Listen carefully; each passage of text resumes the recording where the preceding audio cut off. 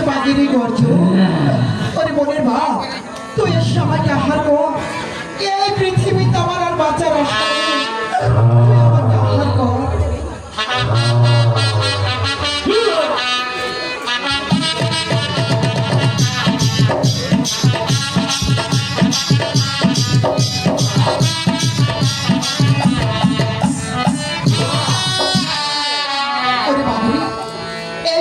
আমার বাঁচার আশা নেই